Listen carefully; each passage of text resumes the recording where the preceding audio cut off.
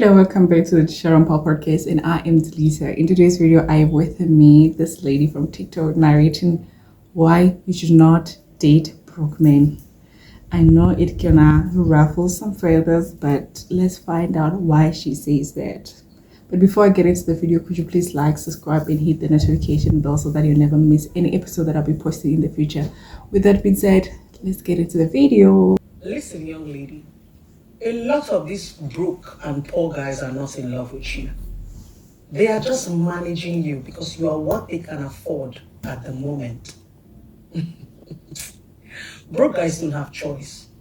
They just manage situation. You know a man's true character when he has made money, when he's successful, when he has the power to choose, when he has variety, not when he doesn't have a choice. That's when you test his true love. When I see a lot of young ladies saying, I want to stay with him until he makes money, I want to manage with him until he makes money, what are you doing with your life? Why don't you go and manage your life? Why don't you go and fend for yourself? Why don't you go and build yourself? And be friends with him while you wait? Why do you tie your destiny to a broke person? Why do you tie your destiny to a poor person? It's a difference between dating a broke guy and being friends with a broke guy. When you are dating a broke guy, you are having expectations that he's going to make money one day and come and marry you. Ooh. That's foolishness and stupidity. If you want to have something with a broke guy, keep them as friends. Don't date them. Let them go and hustle while you also hustle with your life. Let them meet you at a pace. If they meet you single, they marry you. If they meet you married, you keep them as your friends. I pity a lot of you young girls who say, I'm in love with a broke guy. He's just broke that he's broke. And I see some young girls coming to say, can't you make money for yourself? Must you depend on the man? It's not about depending on the man. It's the attitude that comes with being broke and being poor. There's a spirit that possesses a lot of men when they are broke and they are poor. They become aggressive. They become manipulative. They become narcissists. They become toxic because when a man doesn't have money, he's not happy with himself. He knows that he cannot provide for you. And when a man says he truly loves you, what makes him prove that love? The action that backs up the love is the ability to provide. So when he cannot provide for you, he doesn't even like himself. So he would always be aggressive. He will always be angry. He will always be insecure. He will always beat you up. He will always insult you because he feels that another man is going to give you what he cannot give to you. That's where the pain and the insecurity comes from. Even when you talk about being broke, you see a lot of boys jumping on the comment section and crying. They are actually unhappy because they cannot afford to give these girls what they should give to them. And I used to tell a lot of broke men, why not focus on building your life than looking for love? Than looking for a woman that is going to suffer with you. After all, God made Adam and made the Garden of Eden very beautiful before he brought Eve. You always looking for a woman that will suffer with you. Is a woman supposed to actually suffer if you truly love her? Go and build yourself and make money.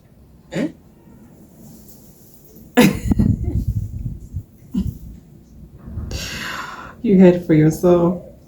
You heard for yourself because I think somehow it can be of a common sense, and on the other side it can be of a great risk to take on, because on a common sense could be, yeah, one day you'll be there, you're doing this together, but on the other side of it being a risk is that what if it never gets where you think it will get to? Number one. Number two, what if yes he gets there but you are not good enough for him on that level? Because remember, he's the one who's busy bettering himself, while on the other side you are pouring into him. He's pouring into himself and you're pouring into him as well. What about yourself? So this is why this whole thing gets contradicting, you know. It's contradicting. That's where the conflict comes in. It's a risk to take on, and I think it would be very much worth it to just pour into yourself. And I also do not think it's a wise idea to be in a relationship if you haven't worked on yourself, be it mentally, working on yourself on an emotional level, working on yourself on a spiritual level, and working on yourself, maybe finance wise or even career, there have to be something solid happening in your life rather than just you taking your attention, all of it, and pour it into him. It's just not worth it at all. You need to have something. You need to have that sense of individuality, that identity. Your identity should not be that relationship, but yourself. I don't know if you want it to be of a spiritual level. I don't know, or maybe you're a business person, you're running a business, or maybe you're doing YouTube, or maybe your career, or all of them. I mean, why not? Just set goals, and that once I'm past this point, or once I'm at this point in my career, or once I'm at this point with my business, then I can be able to accommodate another person, because either way you're gonna end up with yourself. I mean, imagine you take your time, all of it, you pour it into a relationship, excuse me, and you do not pour it into yourself. And then let's say it runs down to 20, or rather 5 years, for example, as a starter. 5 years later, you still have nothing for yourself. And worst case scenario, you are left by yourself, or maybe in this case, he left you with a child.